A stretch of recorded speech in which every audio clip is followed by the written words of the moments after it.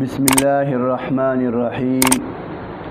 د پیغمبر صلی الله علیه وسلم په ارشاداتو کې راځي، حضرت ابو هریرہ رضی اللہ تعالی عنہ روایت کړي، جناب رسول الله صلی الله علیه وسلم فرمایي چې په ورځ د قیامت به بعض خلق داسې وي چې هغوی به د حساب کتاب نه مخکې یعنی کوم چې عمومي حساب کتاب کیږي دا غي نړوان دی با الله جل شانه اغي دوزخ ته ورولي او دوزخ ته وروليږي.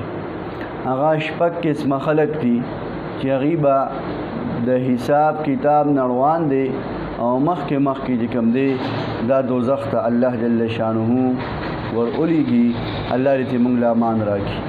پیغمبر علیه الصلاۃ والسلام نه تاسو شو حضرت هغه کم خلق دي؟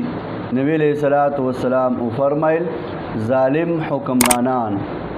دویم هغه عرب چې اغي د عصبیت او د خاندان په وجه باندې فخر کوي.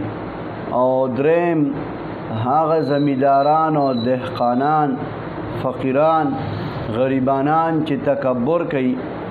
او سلورم خیانتګر تاجر چې تجارت او کاروبار کوي او په خپل تجارت کې خیانت کوي.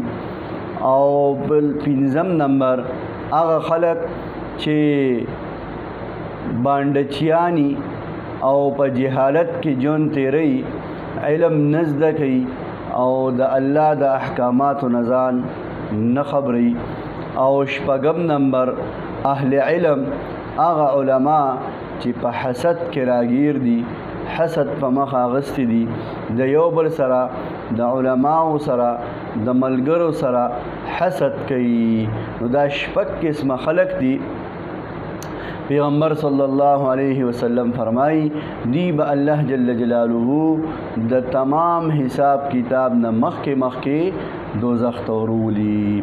لہذا مونږ او تاسو له پکار دي چې د دې شپږو واړو کارونو اجتناب وکړو، د دې نه ځان چې کوم دینو بچ کو.